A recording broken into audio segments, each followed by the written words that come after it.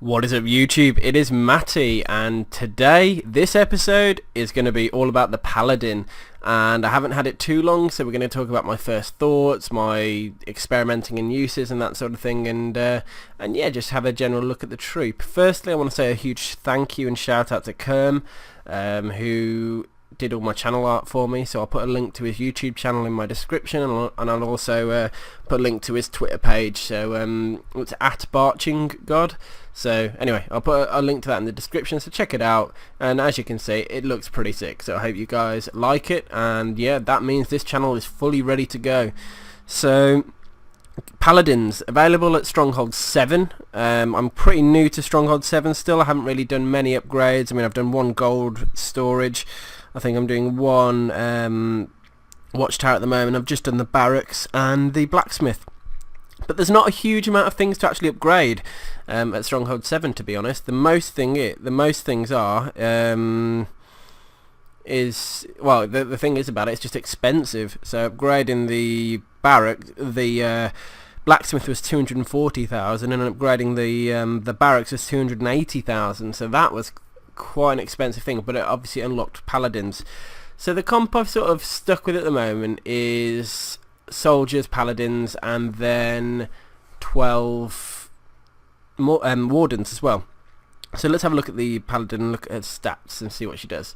So health 200, and obviously there's 3 units because they take up 2 space each for me, so bear that in mind. Similar to the mauler, take up 2 space each. So with one group of paladins, I believe you should get in my group of 6 I should get 3 paladins.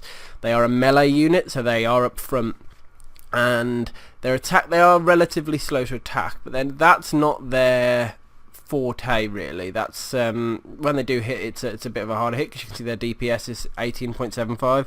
When you compare that to a warden, see their DPS is a lot higher, 29.25, and their attack speed's 1. So but the thing is about them, and that makes them so special, is that they heal.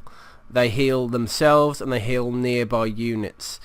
So you can see that, yeah, I mean that's why they are such a powerful troop, because you've essentially got a constant heal going on throughout your entire raid pretty much. So they are weak against the spell tower with the cursed touch, so I'd advise you learn what that looks like and either avoid it or to come up with a plan to take it down, maybe using Nyrax or something else just to defend them against it, because if you do, the worst thing that happens with this strategy is if all your paladins die, your troops are massively exposed. So yeah, that's a bit of their stats. Hope you enjoy looking at those, but let's go in and do some live raids and see what we can discover, and I'll talk you through what I've learnt so far. So I'm just going to pick a battle and go in. So here we go, King Teaf, you're going to get it. So this is a Stronghold 7, so similar to my level. I'm going to have a look. So firstly, that's the Flame Bolt spell tower, so I don't need to take any necessary action against that. And that's the Crippling Poison. We all know poison, it's a pain, but it's not the end of the world. You just need to take it down relatively quick. So what I sort of like to do, I use Nyrax a lot of the time. Now his heal spell is kind of rendered a little bit useless, so I'm going to start moving to maybe towards a couple of the other ancients, but for now I'll show you on this video, on this raid. So we've got the catapults in the centre. Now catapults can be a pain. They can overshoot and hit you, even though everything's being healed. If a lot of splash damage plus point damage are coming at them, you want to take it down. Now the worst thing that can happen is the funneling fails, so your troops start wandering around. So what I'm actually considering doing here is using my dragon initially by these builders to create the funnel, then getting the troops into the core. So what I'll do, here's the plan that I've developed just. I'll take out those builders with my dragon, then I'll move my dragon over to get that mana over there, and then I'm going to attack in through these mana collectors here, so I'm stocked on mana. I'm going to get that catapult down quick and use my sort of insta-death to kill that catapult. That seems to be a working plan. Let's try it. So you'll see when I deploy the paladins how they work out. So I'm just going to speed through this section here.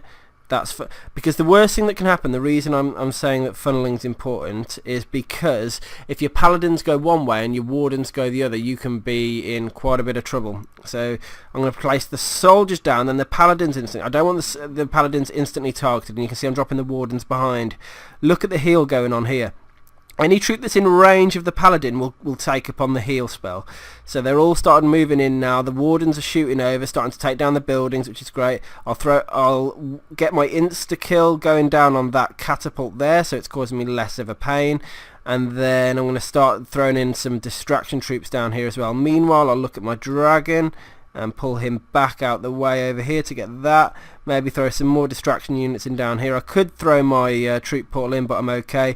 And you can see paladins are running ahead next to that soldier there, and when troops are in range of her, I think there's only one that's survived. No, there are a couple that have survived maybe, but it's healing those wardens when they're in range.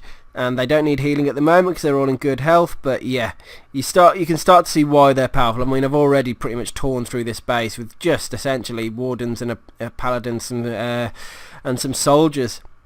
That the power is the fact that they can just heal all the time and keep your high damaging units alive. That's the real thing here. So let's move through to the next raid and see. Let's try having taken 2 groups of paladins in and see where that happens, and then with back end wardens. So 36,000 gold available, much better loot here. I'm going to attack through the bottom side, I think. Yeah, so what I'm going to do is I'm going to use my dragon to create the funnel, and I'm going to attack through the bottom side down there, and yeah, that'll be it. So if I use my dragon over here, it's going to just clear those buildings out of the way so that they don't run away. I forgot to change. Oh, I keep doing that. Accidentally dropping the troop without adjusting my army. Right, I'm going to speed through this then.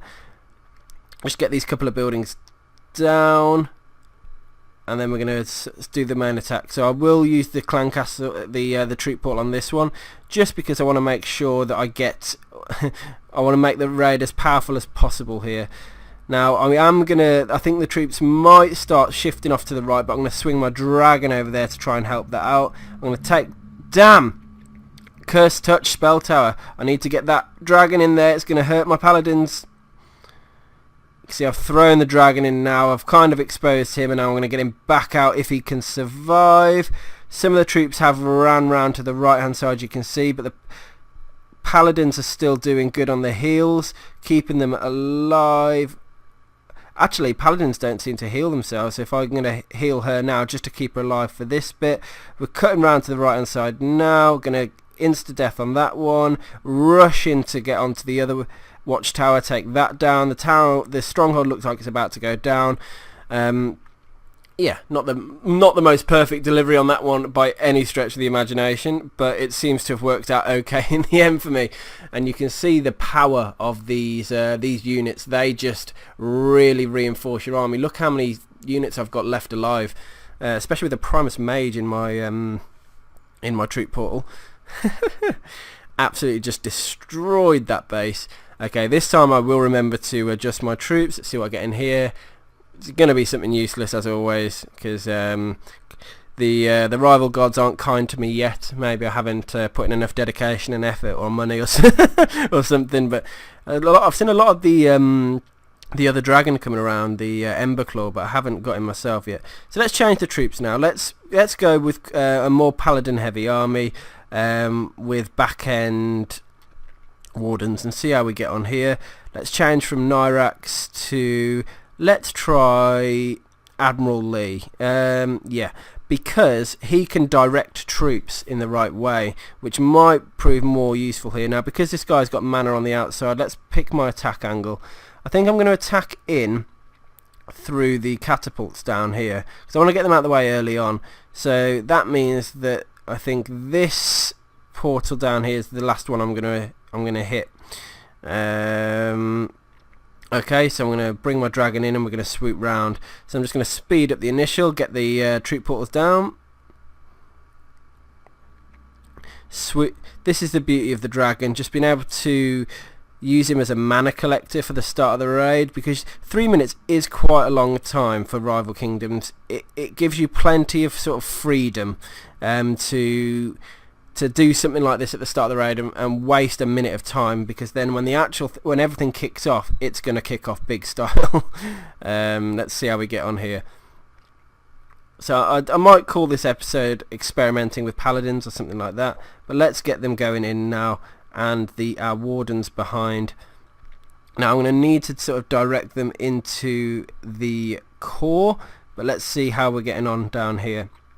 I'm going to wait, let them take a few, I need that defense to go down over there, the watchtower, and then watch. Let's direct them into there. So now all the troops are fully focused on that structure there. So if I can keep my paladins alive, which I've just dropped a sort of a belated heal on, then we should be okay. I'm going to take that watchtower down now. So you can see I'm trying...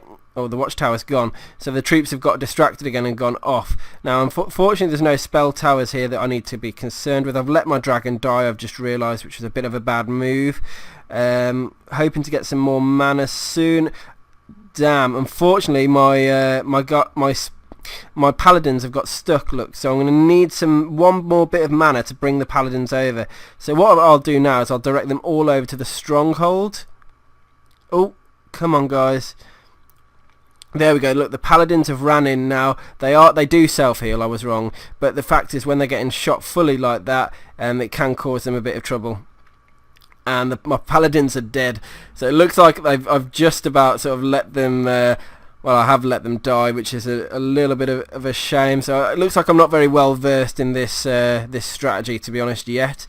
It seems to have got the better of me on this attack, but let's carry on. I think the initial sort of firepower at the start wasn't quite there. The troops took ages to break through the wall. So maybe let's try complementing it with a mauler. Let's try, because you can see the troops just sort of weren't breaking into the base. Maybe the wall Hegar to break me into the walls would have been better for that base. I'm not sure just yet. So we have got that cursed touch spell tower there. So I'm going to want to try and figure out a way to take that down without damaging my paladins. What I will do, I'm going to throw a mauler in. I'm going to throw a paladin in. And I'm then going to throw in some wardens. So the front end black guy getting into the base with underheal, and then the back end paladins.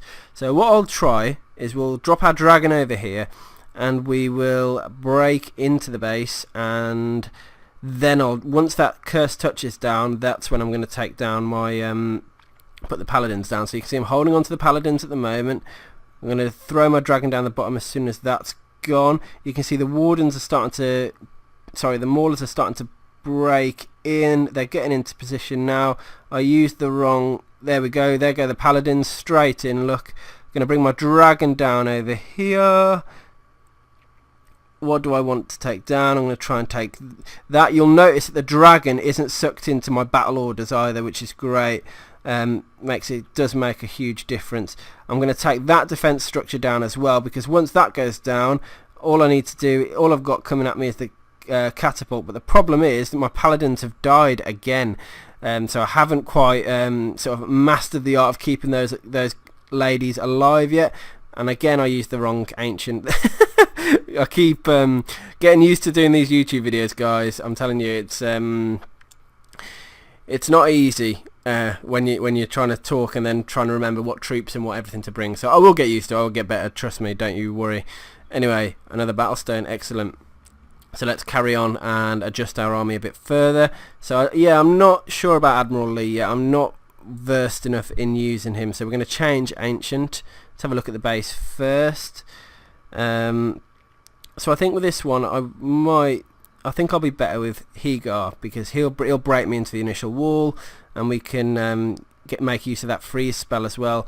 And what I'm going to do, because Hegar brings extra wardens, paladins in, sorry, extra maulers in, I'm not going to bother with them.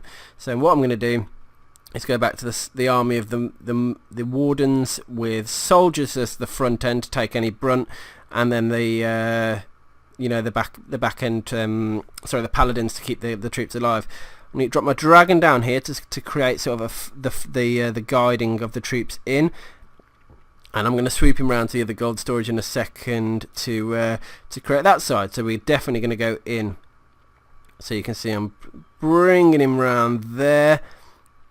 And now if I use the wall breaker ability here to create me a pathway in, this should be good enough. Once the dragon's finished on that building, I will guide him over towards the manor and other gold storage, because that seems to be the most logical place to bring him.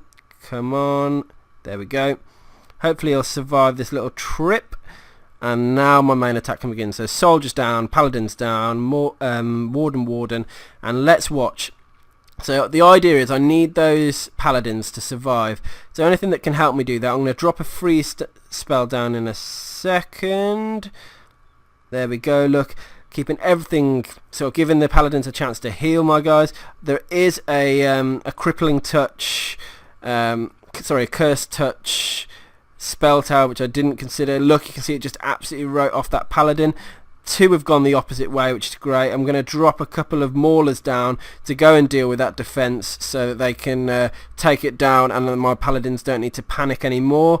And then I've just got reinforcements now, maulers coming in, because that's what Hegar's good at sometimes. When you just need a bit more firepower into the raid, bring in Hegar and he'll bring in those maulers, and then it's essentially raid over. Look, at this point, everything's down. My dragon's still full health, so I didn't forget about him and let him go die with the fishes as well. So I think I've got one more battlestone I can use, and we'll see what we can do with this one and have another look at another base. 46,000 loot. Okay, so I want to make sure I get this one, do this one properly now. You can see that a lot of the mana's on the inside. Now my attack angle, I think I'm going to hold back on my dragon as well, because he'll just die if I don't use him correctly. So I think I'm going to break in. Actually no, I'll use my dragon to do the funneling as normal. Okay, so let's just make sure I'm happy with what I'm doing here. I'm going to power in. We have got the cursed touch there, so maybe if I use Nyrax to take that cursed touch spell tower down, let's give me some maulers. If I can bring in these maulers, that's really going to help my army. Okay, I think we are good to go with this guy, guys. I'm going to have to be quite careful on my to make sure I get that spell tower down. I'm going to drop my dragon down early here. Look, get the make sure that the troops don't divert. I need them to blast through the wall. Now the beautiful thing about maulers is that they can blast through wall. So if you watch here, I'm going to start getting the troops down, maulers in. Now I'm going to use my heal spell early on if I can get the mana to keep my soldiers alive. Here we go. Look, I need that. The curse touch definitely isn't touching my troops at the moment, so I am